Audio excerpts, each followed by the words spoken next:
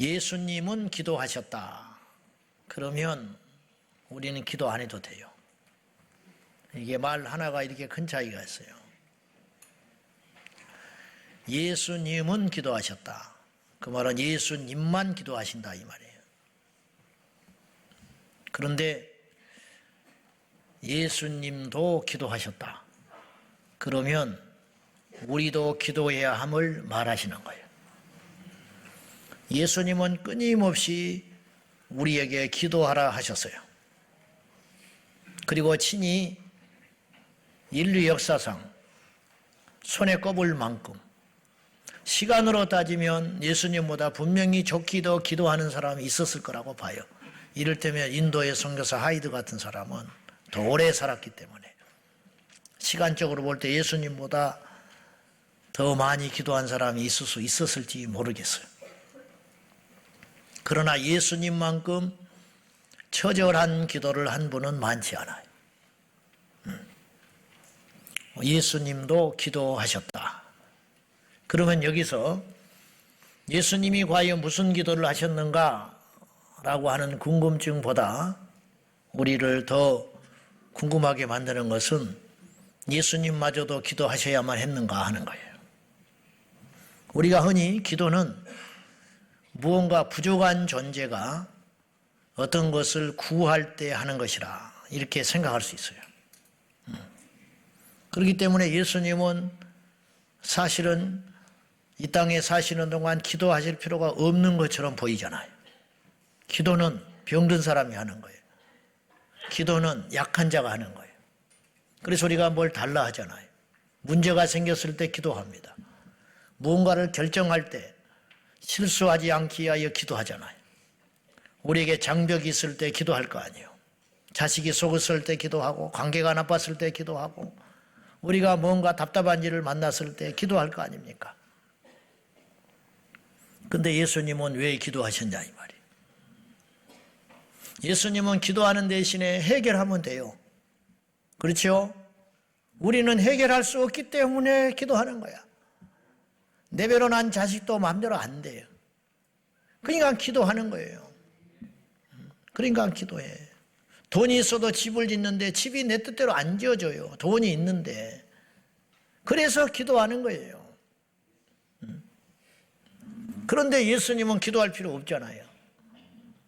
예수님은 해결하시면 된다니까. 풍랑이 일면 잠잠하게 해버리면 되고 바다가 막고 있으면 바다를 열어버리면 되고 마귀가 역사하면 물리치면 되는 것이잖아요. 우리하고는 다르잖아요. 근데 주님은 왜 기도하셨냐 이 말이에요.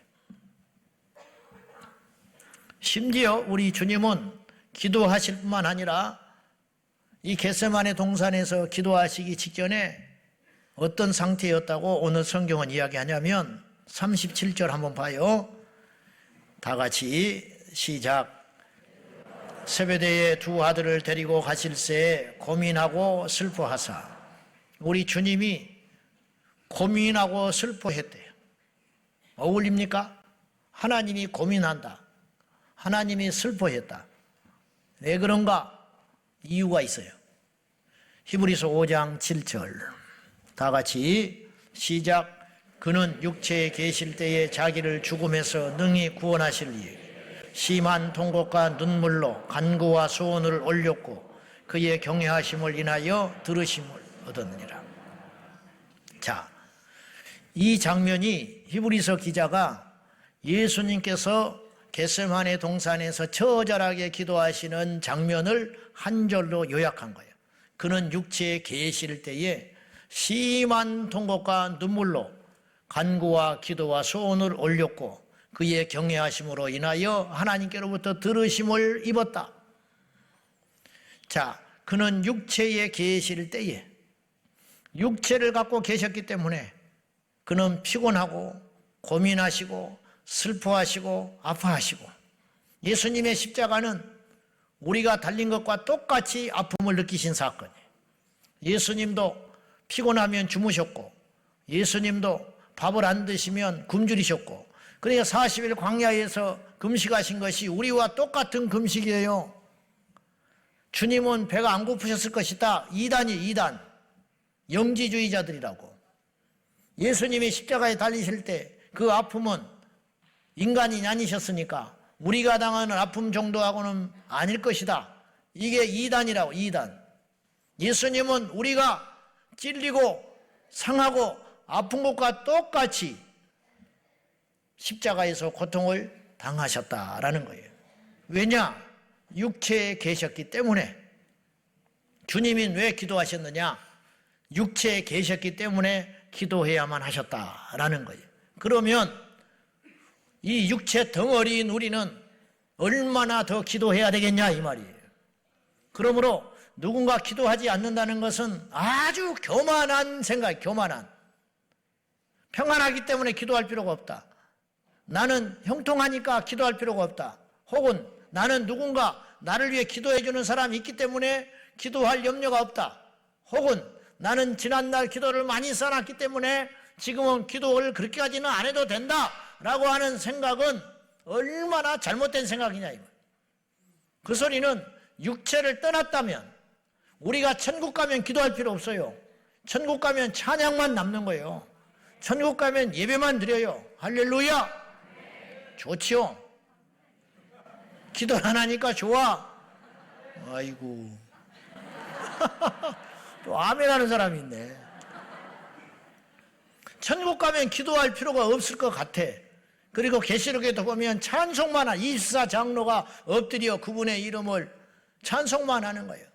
우리 하나님의 이름만 성호만 찬송하는 거예요. 그렇죠? 뭐하러? 군대 제대한 사람이 군복을 뭐하러 입겠어? 예비군 때 입는다고? 제대한 사람이 뭐하러 군복을 입고 돌아다니겠냐고. 그 정신 나간 사람이 있지. 그 지긋지긋한 군복을. 천국 가면 기도할 필요가 있는가? 그러나 반대로 이 땅에 있는 동안에는 기도가 쉼없이 있어야 한다는 거예요. 한시도 기도하지 않고는 승리할 수 없다. 기도하지 않으면 온전할 수가 없다. 그래서 모든 사람은 기도가 필요하다. 야고보 사도는 너희 중에 고난당하는 자가 있느냐? 그는 기도할 것이요. 너희 중에 즐거워하는 자가 있느냐? 저는 찬송할지어다. 그렇게 이야기했어요. 찬송도 곡조 붙은 기도라. 알겠어요? 찬송도 곡조 붙은 기도. 그렇기 때문에 고난이 와도 기도하고, 즐거워와도 기도하고, 강한 자도 기도하고, 약한 자도 기도하고, 부한 자도 기도하고, 높은 자도 기도하고, 낮은 자도 기도하고, 지금도 기도하고, 내일도 기도해야 된다. 언제까지? 이 육체의 장막을 벗을 때까지. 예수님도 그리했으니까. 근데 우리가 기도를 하지 않는다면 우리가 육체를 떠났다는 것과 똑같은 거예요. 얼마나 교만하냐 이 말이에요. 예수님조차도 육체로 있을 때 기도해야만 승리할 수 있었는데 우리가 감히 기도하지 않고 마귀를 이길 수 있고 우리가 감히 기도하지 아니하고 세상을 이길 수 있고 나는 기도하지 않고도 내 힘으로 살아갈 수 있다고 착각하는 것은 얼마나 엄청난 교만이고 만용이고 착각이냐 이 말이에요. 이거보다 더한 불신앙이 있는가? 여기서 우리는 기도의 중요한 비밀을 알 수 있어요. 기도는 없어서 구하는 정도의 수준이 아니라는 거예요. 그것을 뛰어넘는 뭔가 엄청난 비밀과 능력이 있다 이 말이에요. 아까도 말했다시피 예수님이 아쉬워서 구한 게 아니라는 거예요. 뭐가 부족해서 부재해서 하나님 앞에 달라고 하는 기도가 아니잖아요. 육체가 있었기 때문에 기도했다 이 말이에요. 다시 말해서 기도는 우리의 본질이다, 본질. 우리의 수단이 아니고 목회를 잘하기 위해서 기도하고 설교를 잘하기 위해서 기도하고 찬양을 잘 드리기 위해서 기도하고 병이 낫기를 위해서 기도하고 문제가 해결받기 위해서 기도하는 것은 그것은 온전한 믿음의 생각이 아니라는 거예요. 어떤 경우에도 기도하는 예수님 본받아서 어떤 경우에도 기도하는 저와 여러분 되시기를 예수님의 이름으로 축복합니다. 예수님은 육체 가운데 계셨기 때문에 다시 말해 이 세상에 사시는 동안에는 기도하셔야만 했다라는 것입니다. 육체를 가지신 예수님도 기도하셨다면 우리는 응당 어떤 환경과 상황, 어떤 사람이라도 기도해야 한다 이런 뜻입니다. 육체는 우리에게 양면성을 가졌어요. 자, 41절 한번 봐요. 다 같이 시작. 시험에 들지 않게 깨어 기도하라. 마음에는 원이로되 육신이 약하도다. 육신을 가졌기 때문에 기도해야 한다 그랬어요. 금방 그랬죠? 예수님이 육체를 가지셨기 때문에 기도하셨다. 그리고 또 하나, 육신 때문에 기도가 방해를 받아요. 아시겠어요? 자, 육체를 가졌기 때문에 우리는 기도해야 돼요. 그러지 않고는 이길 수가 없어요. 우리가 영으로만 존재한다면 기도를 안 해도 된다 이 말이에요. 왜냐? 우리가 공격을 받지 않기 때문에. 우리가 영이라면 마귀가 무슨 수로 공격을 하며 우리를 무슨 죄를 짓게 하겠어? 영인데. 영인자에게 도둑질을 시키겠어? 영인자에게 거짓말을 시키겠어? 영인자를 정욕에 빠뜨리게 하겠어? 안 되잖아. 그러나 육을 가졌기 때문에 끊임없이 우리는 시험받기 때문에 단 하루도 기도하지 않으면 우리는 온전히 살 수 없는 구조 속에 있다 이런 뜻이에요. 그래서 육체가 있기 때문에 기도해야 된다. 또한 이 육체 덩어리는 절대로 기도에 호의적이지 않다라는 거예요. 신기하지 않아요? 전 세계의 그리스도인 모두는, 아니 믿지 않는 자들도 역시 기도하기 시작하면 이 육체는 공격을 받아요. 그리고 이 육체가 내 영을 방해해요. 이 육체 덩어리는요, 세상에 취해 살아요. 세상에 취해 살아. 이 육체라는 것은 영에게 전혀 도움이 안 된다. 육체와 영은 상극인데, 그래서 예수님도 편하게 기도하시지 않았다. 예수님의 기도는 엄청난 방해를 받으셨어요. 심히 피곤하고 슬퍼하시고 고민하사, 그리고 이 스트레스가 극에 달해 있었어요. 이게 목요일 저녁에 지금 기도하시는 거거든요. 주일날 입성하셔서 그 주간에 예루살렘에서 여러 가지 일을 이루시고, 그 다음에 왜 이게 스트레스가 극에 달해 있었냐면 주님은 다 아셨어요. 지금 그 밤에 잡히시고, 가룟유다가 앞세워서 와가지고 당신이 잡히시고, 이 기도가 끝나면 잡히시고, 재판을 받으시고, 채찍에 맞으시고, 골고다에 홀로 십자가를 지고 올라갈 걸 다 알고 계셨기 때문에 극도의 이 고민, 슬픔. 그래서 주님이 스스로 표현하시기를 내가 고민하고 슬퍼하사 심지어는 내가 죽게 되었다. 내가 죽을 지경이 되었다. 그런 와중에서도 예수님은 기도하셨다라는 거죠. 그런 와중에서도. 그래서 육체를 가지신 주님도 특별한 은총과 도움이 필요했어요. 그래서 누가복음 22장 43절과 44절, 누가복음에서는 이 대목을 좀 자세하게 설명을 했습니다. 다 같이 시작. 천사가 하늘로부터 예수께 나타나 힘을 더하더라. 예수께서 힘쓰고 애써 더욱 간절히 기도하신 땀이 땅에 떨어지는 핏방울같이 되더라.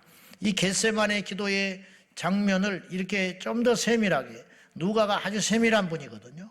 이렇게 구체적으로 기록을 했는데, 예수님께서 기도하실 적에 천사가 나타나서 도와주었고, 또한 주님은 육체의 연약함과 피곤함을 이기고 더욱 기도에 힘쓰셔서 그분의 땀방울이 땅에 떨어지니 핏방울같이 되었더라. 예수님은 눈만 터졌겠냐 이 말이에요. 예수님은 학자들에 의하면 이 머릿속에 있는 모세혈관이 터져가지고 땀이 쏟아질 때 이 피가 섞여서, 그래서 이 땀이 핏방울 같이라는 말은 그 정도로 힘쓰고 애썼다라고 하는 비유적 표현이라기보다는 실제로 우리 예수님의 기도는 핏방울이 쏟아지는 기도를 하셨을 것이라고 그렇게 이야기한다니까요. 여러분, 얼마나 힘을 써야, 어느 정도의 중노동을 해야 과연 몸에 실핏줄이 터져서 땀이 피와 함께 섞어서 나오는가. 예수님이 그렇게 기도하셨다는 거예요. 예수님이.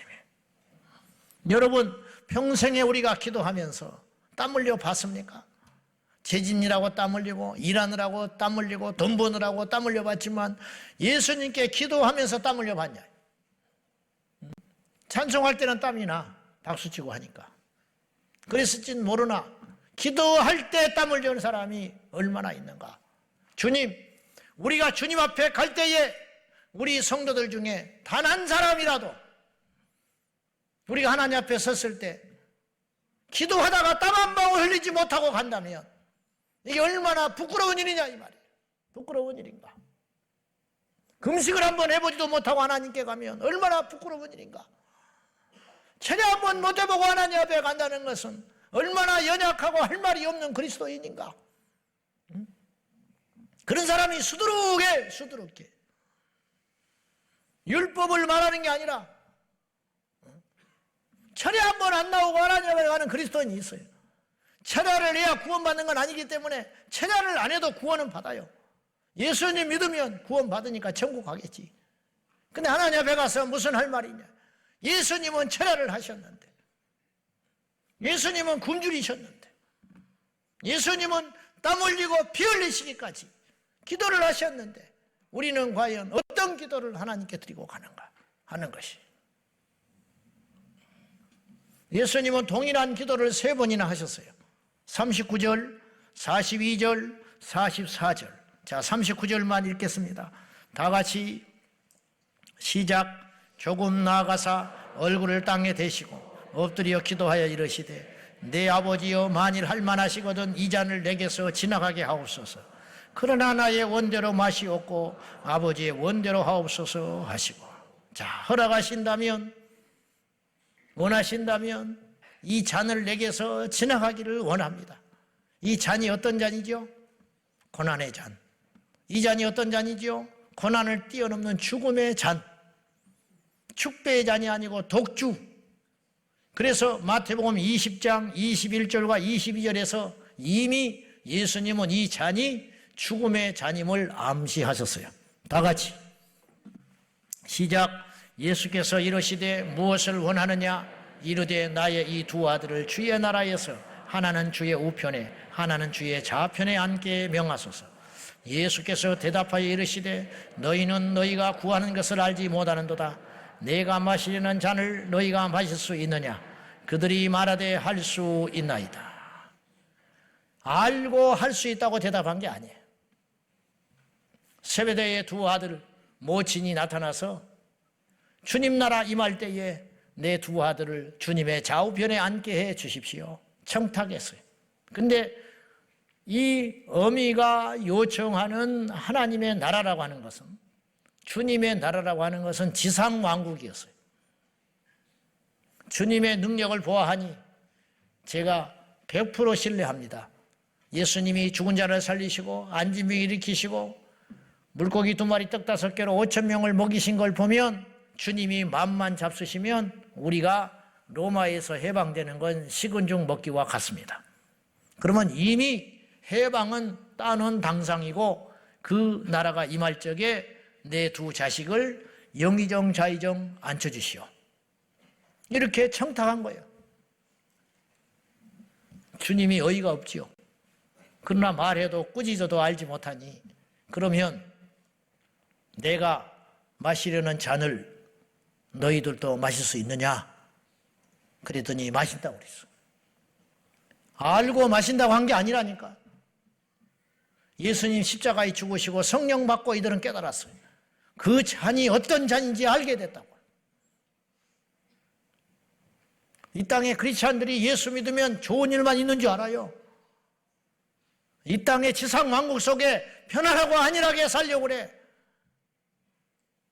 그렇지 않아. 지금 이 제자들이 그 짓을 하고 있는 거야. 주님, 왕이 되면 우리 출세하랍니다. 주님께서 그러면 내가 주는 잔을 마실 수 있냐? 뭔지 모른다니까? 주님의 나라는 그게 아니라는 거예요. 그 길만 따라가는 자는 이 땅에서는 편안하게 살지 모르나 하나님 앞에 가면 깡통 차는 거예요. 깡통 차는 거. 여러분, 우리가 얼마나 현명한 자들이에요. 몇십 년 편안하게 살다가 깡통 차는 인생이 영원히 깡통 차고 살고 싶으세요? 그게 아니잖아. 우리가 왜 초부문을 걸어가는 거예요? 왜? 정신 나갔습니까? 누가 초부문을 걸어가고 싶으냐고. 누가 십자가를 지고 싶냐고. 그러나 몇 년, 길어도 몇십 년만 지면 영원한 생명의 문에 들어가니까. 영원한 생명의 문에 들어가니까. 그래서 그 길로 가는 거예요. 우리는 철저히 계산하고 이 길을 따르는 거예요. 스데반도 계산했어요. 순교하기 직전에 계산했다니까. 본능적으로 예수만 안전한다고 말하면 되잖아. 사도들이 공회 앞에 가서 두들겨 맞고 나올 때 안전한다고 말하면 돼. 그리고 안 하면 되는 거예요. 그러면 채찍 맞을 필요 없어요. 다시는 감옥에 들어갈 필요 없어요. 예수만 안전하면 돼요. 그럭저럭 숨어서 안 믿는 척하고 살면 된다니까. 그러나 사도들은 그렇게 할 수 없었어요. 왜냐? 이미 하나님 나라를 봐버렸기 때문에. 동성애는 죄다. 서구의 교회들은 동성애를 죄라고 말하면 벌금 무는 세상이 됐어요. 그래서 말 못해요. 말 안 해도 돼. 말 안 하고도 성경의 이야기를 얼마든지 할 수 있어요. 제가 동성애 차별금지법 말하지 않고 은퇴할 때까지 얼마든지 설교할 수 있어요. 그래요, 안 그래요? 얼마든지 할 수 있어. 피해가면 되고 말 안 하면 되고 동성애 이야기할 시간에 성령 이야기하면 되고 차별금지법 이야기할 시간에 기도에 대한 이야기 해버리면 되는 것이고 얼마든지 미꾸라지처럼. 제가 잘났다는 것이 아니라 그러나 그렇게 넓은 길만 쫓아가면 나만 망하는 게 아니라 다 망하니까. 소경이 소경을 인도하니까. 소경된 자가 소경을 인도하면 소경된 사람만, 먼저 앞서 인도한 사람만 빠지는 게 아니라 그를 따라간 뒤이은 자도 빠지게 되니까 눈을 뜬 자가 소경된 자를 끌고 좁은 문으로 가고 예수께로 가고 웅덩이를 피해서 가고 지옥의 문을 피해서 가야 된다, 이 말 아니에요. 그러자니 고난이 오는 것이죠. 그러자니 힘들지요. 그러나 그 길을 가야 한다. 예수님이 말씀하는 거예요. 그 고난의 잔, 죽음의 잔 너 마실 수 있냐? 모르니까 희덕거리고 좋다고 그거 가지고 마시지요. 기꺼이 마시겠나이다. 주님 좌우편에 앉혀만 주시면 그게 뭐 대수겠습니까? 그렇게 말한 거예요. 지금 철없는 우리와 똑같은 거예요. 주님은 이 잔을 할 수만 있으면 피할 만큼 그 고난은 극심하고 큰 것이었다. 그런 뜻이. 이 말씀은 예수님이 어쩔 수 없이 십자가를 지셨음을 의미하지 않아요. 예수님이 이 십자가의 고통 앞에서 심히 두려워 떨었다는 것은 주님의 신성이 훼손된다는 말이 아니라 우리를 위하여 당하신 고통이 그렇게 극심한 것이었다. 그런 뜻이 되는 거예요. 히브리서 4장 15절 말씀 시작. 우리에게 있는 대제사장은 우리의 연약함을 동정하지 못하실 리가 아니에요. 모든 일에 우리와 똑같이 시험을 받으시노되 죄는 없으시니라. 예수님을 대제사장이라고. 우리와 하나님 사이의 유일한 중보자 대제사장은 예수 그리스도. 구약의 대제사장은 예수님을 예표하는 거예요. 그렇잖아요? 우리에게 있는 한 대제사장이 있는데 그분은 우리의 연약함을 옛날 개혁판 성경에는 체휼하지 못하심이 아니다 그랬어요. 근데 여기서 연약함을 동정하지 못하실 리가 아니요. 예수님은 우리 연약함을 충분히 경험하셨다는 거예요. 우리와 똑같이 아파하시고 근심하시고 속상해하시고 힘들어하셨다. 그렇기 때문에 우리와 똑같이 시험을 받으셨다. 예수님도 우리하고 똑같은 시험을 받으셨다. 그렇다고 해서 그분이 우리가 아니다 이 말이에요. 왜냐? 그 시험을 받은 자로되 그는 죄가 없으시니라. 이게 결정적인 차이. 그리고 하나의 차이.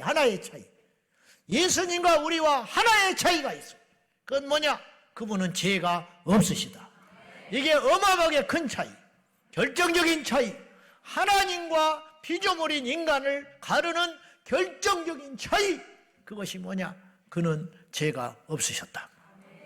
그러나 그분도 우리처럼 똑같이 시험을 받으셨다. 그런 뜻이에요. 주님 허락하시면 이 죽음의 십자가를 피할 수 있으면 좋겠습니다. 이게 육체의 본능적인 기도. 그러나 주님은 뒤이어서 이렇게 기도하셨지요. 나의 원대로 마시옵고 아버지의 뜻대로 되기를 원하나이다. 내 육체는 본능적으로 십자가의 고통을 밀어내고 있지만은 내가 이 땅에 온 것은 아버지의 뜻을 행하려 온 것이니 아버지의 뜻대로 되기를 원하나이다. 이 기도를 3번이나 했어요. 그 말은 치열하게 3번이나 싸우셨다 그런 뜻이에요. 어떻게든지 주님 이걸 피할 수 없겠습니까? 피하면 안 되겠습니까? 그러나 아버지의 뜻대로 되기를 원합니다. 그리고 돌아서니 또 고난이, 그 고통이 심히 고민이 되사 다시 돌이키사 아버지 안 되겠지요? 어떻게 해볼 수 없을까요? 그리고 다시 돌아서서 마지막 3번째까지 주여 이 고난을 내가 피할 수 있으면 안 되겠습니까? 결과적으로 예수님은 이 간절한 3번의 기도가 거절당하셨어요. 그죠? 응답받지 않으셨어. 주님이 어떤 말씀도 안 하셨어요. 천둥으로 응답도 아니하셨고 예수님은 이 기도 직전까지 모든 기도에 응답받으셨어요. 그래서 주님도 이렇게 이야기했어요. 항상 나의 기도를 들어주심에 감사합니다. 그랬어요. 예수님이 그러셨어요. 나사로 앞에 가서도 그렇게 기도하셨어요. 그러니까 이게 조금 문제가 크다는 거예요. 아시겠어요? 죽어버렸으니까. 응? 죽기 전에 고치는 게 좀 낫잖아. 근데 죽어버렸어. 4일 됐어. 냄새가 나. 물론 예수님께는 식은 죽 먹이지만 근데 육체를 갖고 계셨기 때문에 하나님의 능력이 필요한 거예요. 그래서 예수님이 기도했어요. 항상 나의 기도를 들어주심을 감사합니다. 이거 뭐 전제로 주님이 그렇게 응답하셔 왔으니 지금 이 시간에도 응답할 걸로 나는 확신합니다. 그리고는 나사로에게 명하여 나오라 하셨어요. 그랬더니 나사로가 일어났어요. 응답하신 것이거든. 예수님이 하셨지만 하나님이 또한 응답하신 거라고요. 그죠? 주님이 모든 기도에 응답해 주셨어요. 그런데 이제부터 십자가에 달리실 때까지 주님께서 하늘의 문을 닫으셨어요. 완전히 침묵하셨어요. 알았다. 정이 그러면 십자가 지지 말고 지금 올라와 버려라. 그럼 우리는 지금 어떻게 됐을까? 말이 안 되는 소리 같지만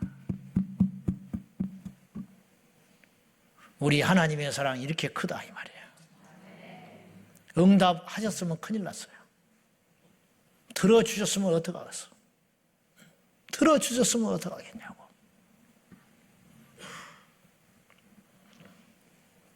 우리는 하나님의 뜻이 분명한 것은 바뀌기를 위해서 기도해서는 안 돼요. 요셉이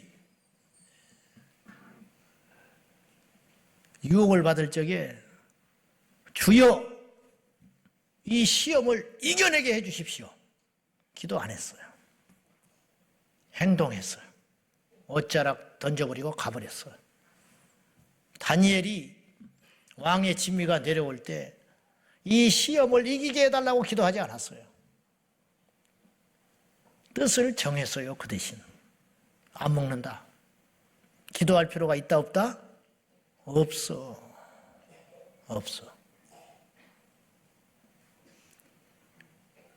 여러분 앞에 밥상에 술이 놓였다. 주여, 마실까요 말까요?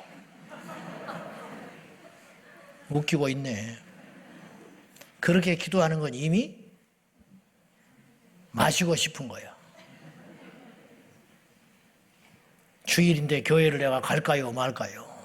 웃기고 있네. 주님의 뜻은 분명합니다. 분명해. 왜 그걸 기도를 합니까? 응? 왜 그걸 기도를 해? 기도를 하는 건 타협하는 거야. 타협하는 거라고. 기도할 필요 없어요. 기도할 필요가 없다라는 말은 기도를 하지 말라는 게 아니라 어떤 상황, 어떤 문제는 이미 주님께서 말씀으로 주셨기 때문에 기도할 여지가 없다. 그러면 뭐하러 기도를 하냐? 그것은 그 말씀을 지켜낼 힘을 얻기 위해서 기도하는 거예요. 그 뜻을 바꾸기 위해서 기도하는 게 아니고 십자가를 피하기 위해서 기도를 하는 게 아니고 이 십자가를 질 수 있는 능력을 위해서 기도한다 이 말이에요. 그래서 오늘 성금요 예배를 지내면서 오늘 이 본문을 통하여 세 가지의 결론 마지막. 첫째, 예수님께서도 육체를 갖고 계셨기 때문에 힘쓰고 애써서 기도하셨다. 기도는 그냥 되는 일이 아니라는 거예요. 그래서 기도는 전투한다, 노동한다는 뜻도 담고 있어요. 전투는 그냥 하는 게 아니에요. 소풍 가듯이 하는 게 아니에요. 군함선은 유유자적하면서 파티하는 것이 아니에요. 그건 끝난 거예요. 노동은 하고 싶을 때 하는 게 아니에요. 그날 꼭 심어야 돼요. 심지어는 울며 씨를 뿌리라고 그랬어요. 오죽하면 울며 씨를 뿌릴까? 오죽하면. 기도는 힘이 나서 하는 게 아니에요. 기도는 기도할 수 없는 환경이 있는 사람은 한 사람도 없어요. 무조건 기도해야 돼요. 예수님이 겟세마네 동산에서 힘쓰고 애써서 기도하셨다면 우리는 무슨 할 말이 더 필요하냐? 기도는 교와서 하는 날보다 할 수 없지만 더 나가서 할 수 없어서 할 때가 많다. 기도는 의무이기 때문에 힘쓰고 애써서 기도하는 것이 이상한 일도 아니고 나에게 특별히 믿음이 없어서 그러는 것이 아니라 원래 그런 것이다. 예수님도 힘쓰고 애써서 기도하셨는데 우리가 뭐라고? 딱 앉아서 입만 열면 두두두두두 나와버리고 나중에 정신 차리면 4시간 기도하고 할렐루야. 그리고 일어난 사람은 전 인류 가운데 한 명도 없었다. 주님이 원하시는 건 뭐냐? 너 기도하기 힘들지? 예, 힘들어요. 그래도 해. 정말 힘들어요? 안 돼요. 그래도 해. 그게 아버지의 뜻이다 이 말이에요. 얼마나 주님이 기뻐하겠냐 이거예요. 기도가 안 되는 건 이상한 일이 아니고 기도가 안 되는 건 당연한 일이다. 기도가 힘든 것은 이상한 일이 아니고 나만 힘든 게 아니고 기도는 원래 힘들다. 이 땅에 육체를 갖고 있는 우리에게 원래 힘든 거야. 예수님도 힘들어서 오죽하면 천사가 지원 사격을 했겠냐. 천사가 나타나서 힘을 더하셔서 우리 예수님이 겟세마네 동산에서 승리하신 것 같이 우리도 기도할 적에 천군 천사가 와서 우리의 기도를 돕는 줄로 믿습니다. 철회할 때에 천사가 나타나서 우리를 돕는 줄로 믿습니다. 그래서 우리가 기도에 승리할 수 있는 거예요.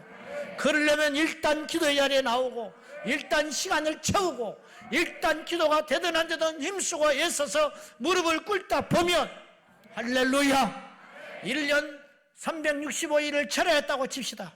그러면 그 중에 하루는 뚫릴 날이 온다 이 말이야. 그 하루를 위해서 해야 된다 이 말이야. 365일 중에 364일을 헛되게 보냈으니까 할 필요 없다. 고작 하루 기도 뚫으려고 가느냐? 그렇게 말하지 마라. 그렇게 말하지 마라. 그러므로 누가복음 18장에 주님이 이루하시기를 너희가 항상 기도하고 낭망하지 말 것을 비유로 말씀하여 이르시되 홀로 된 여인에 대한 이야기를 하는 거예요. 낭망하지 말고 기도해라. 기도해라. 두 번째, 어떤 기도도 하나님 아버지의 뜻에 거스리는 기도는 드릴 수 없다는 것을 알아야 됩니다. 주님이 피 흘리시기까지 기도하셨다고 그랬어요. 그러나 주님은 그 십자가를 내려놓기를 원치 않으셨어요. 자, 하나님의 아들 예수께서 3번씩이나 동일한 기도를 애통해 하면서 힘써서 기도하기를 얼마나 기도를 했는지 땀이 피와 섞여서 내릴 정도로 기도를 했다. 하늘에 계신 아버지께서 그것을 보시면 그렇게 기도하지 않은 것도 다 들어주셨다니까요. 그냥 속으로만 이야기하신 것도 다 들어주셨다고. 근데 그렇게 기도하는 예수님의 기도를 주님이 외면하셨다는 거예요. 도대체 어떻게 된 거냐? 우리는 우리의 뜻대로 어떤 일이 진행될 것을 구하지 말고 우리가 기도를 안 하니까 우리의 뜻이 자꾸 나오는 거예요. 아시겠어요? 그러므로 기도라는 건 뭐냐? 하나님의 뜻을 찾는 시간이야. 그래서 주기도문에 기도를 말씀해 주시기를 아버지의 뜻이 하늘에서 이룬 것 같이 땅에서도 이루어지이다. 이미 하늘에서는 하나님의 뜻이 성취됐다는 거예요. 이 성취된 하나님의 뜻이 이 땅에서도 너희의 기도를 통하여 이루어지기를 원하노라.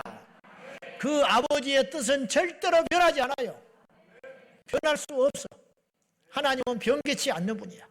그렇기 때문에 하나님의 뜻은 이미 완성되어 있는 거예요. 할렐루야. 하나님의 뜻은 이미 성취가 되었다 이 말이에요. 그 성취된 아버지의 뜻이 기도하는 종들을 통하여 이 땅에 이루어져야 한다. 그러니 이 뜻은 변할 수 없는 거예요. 기도한다고 이 뜻이 변하지 않아요. 아시겠어요?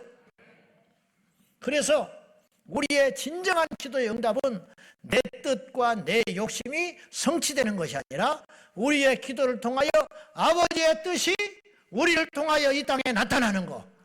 이것이 최고의 응답인 줄로 믿습니다. 우리가 기도하여 하나님의 뜻이 이 땅에 이루어질 수만 있다면 우리의 뜻이 무시되어도 괜찮다. 아멘 하세요. 아멘 하기가 두렵잖아. 두려워할 필요가 없는 거라는 거예요. 이 땅에 나의 뜻이 나타나는 것이 아니라 하나님의 뜻이 이 땅에 이루어지는 것이 우리의 소원이라는 거지. 사랑하는 여러분, 최고의 응답은 하나님의 뜻이 이 땅에 우리를 통해 나타나는 거예요. 결과적으로 예수님은 응답받았어요. 그렇죠? 이 잔을 내게서 피하기를 원합니다. 그러나 나의 원대로 마시고 아버지의 뜻대로 되기를 원하나이다. 맞아요. 아버지의 뜻대로 됐어요. 그러므로 예수님의 기도는 가장 완벽한 응답을 받은 것이죠. 마지막 기도는 때때로 우리를 고난에서 피하게 하지 않게 하시고 고난을 이기게 하십니다. 적을 피하는 게 상수인가? 적을 이기는 것이 상수인가? 피하면 계속 쫓아와요. 계속 쫓아다녀. 그것이 아니고 적은 이겨버리는 게 최상이라. 빚은 피하는 게 아니에요. 빚은 갚아야 되는 거예요. 그런 것처럼 적을 피해서는 답이 안 나온다 이 말이에요. 하나님의 뜻을, 하나님의 능력을 우리 테두리 안에 가두지 마세요. 하나님은 그런 분이 아니에요. 우리가 가둘 수 있는 분이 아니에요. 우리가 가둘 수도 없고 우리가 가질 수도 없고 우리가 해석할 수도 없는 분이 하나님이세요. 하나님은 하나님이야. 그래서 나는 나다 그랬어요. 나는 여호와라. 나는 스스로 있는 자라. 너희들이 요구한다고 내가 들을 자가 아니고, 그런 것처럼 보이죠. 우리 눈에는. 우리가 이렇게 기도하니까 하나님께서 뭘 주시고, 우리가 이렇게 하니까 길이 열리고 하니까 우리의 요구대로 하나님 움직이는 것 같지. 그러나 빌립보서에서는 그렇게 말하고 있잖아. 하나님께서 우리에게 마음의 소원을 두사 행하신다. 기도도 억지로 한대요. 우리가 남북의 통일을 지금까지 70년간 기도했어요. 그러면 하나님이 통일을 언젠가는 시켜준다는 뜻이에요. 아멘 하세요. 그러니까 생각을 우리가 달리 해야 돼. 우리가 70년, 80년 앞으로 언제 될지는 모르나 통일은 반드시 되게 돼 있어요. 왜냐? 기도했기 때문에. 그러면 기도했기 때문에 응답으로 통일된 것도 맞지만 정말로 우리가 성경적 관점으로 이걸 해석을 하면 이렇게 해석해야 되는 거예요. 하나님께서 통일을 시키고자 기도의 중보자들로 하여금 기도하게 하셨다. 주님이 나를 구원하시기 위하여 우리 친구들에게 기도를 시킨 거예요. 나를 종으로 부르시기 위하여 하나님이 우리 대모를 통해서 기도를 먼저 받으시더라고. 여러분도 마찬가지라고. 여러분을 위해서 누군가 기도했기 때문에 이 자리에 온 거예요. 그 중보자들이 반드시 있었어요. 우리 교회의 탄생을 위해서 기도한 자들이 있었어요. 제가 부교육자 때 어떤 권사님이 1,000만 원을 가져왔어. 교회를 하거든 이거 하라는 거예요. 그게 아직도 종잣돈으로 있는 거예요. 우리 교회에. 그 권사님이 97년도 안수도 받지 않고 전도사 때 1,000만 원을 하나님이 갖다 주라고. 그것이 종잣돈으로 있는 거예요. 굴러서 눈덩이처럼 구르고 그 돈이 우리 교회 헌금으로 들어오고 그 돈이 어딘가에 있고 하나님께서 뜻이 계셔서 이를테면 그렇다 이 말이에요. 저만 그렇겠어요. 여러분도 마찬가지. 여러분도. 그러므로 우리가 결론, 예수님의 기도는 어떤 기도냐? 육체 가운데 고민과 슬픔이 있었지만 힘쓰고 애쓰는 기도이셨다. 예수님의 기도는 하나님의 뜻을 성취하는 기도이셨다. 예수님의 기도는 하나님의 뜻을 거슬려 당신의 욕심을 채우는 기도가 아니라 어떤 고난과 어떠한 상황 가운데서도 오히려 하나님이 주신 힘으로 말미암아 고난이 비껴가는 것만 응답이 아니고 그 고난을 이길 수 있는 힘이 생기는 것도 응답이라는 걸 꼭 기억하셔서 이 응답받는 역사가, 그러므로 어쨌든 우리는 응답받아야 돼요. 고난을 이기든지 고난을 질 수 있는 능력이 생기든지 이 응답의 역사가 우리 가운데 반드시 있을 줄로 믿고, 할렐루야. 이미 주님이 그렇게 우리에게 응답해 오셨어요. 우리가 몰라서 그래. 감당할 수 없는 시험을 주신 적이 없다.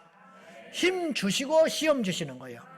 시험 준 다음에 그 시험을 벗어내는 게 아니고 이미 하나님께서 우리에게 어떤 일을 주실 때에는 그 일을 감당할 수 있는 응답과 능력과 은혜를 이미 주셨다. 할렐루야. 그 믿음의 눈을 떠서 오늘 또 힘있게 기도하고 하나님께 응답받고 용기와 소망 가운데 승리하는 복되고 뜻깊은 밤이 되시기를 예수님의 이름으로 축원합니다. 예수님의 기도 본받아 우리도 그분의 기도처럼 하나님께 땀 흘려 피 흘려 기도하는 오늘 겟세마네의 기도의 승리자가 될 수 있기를 예수님의 이름으로 축원합니다.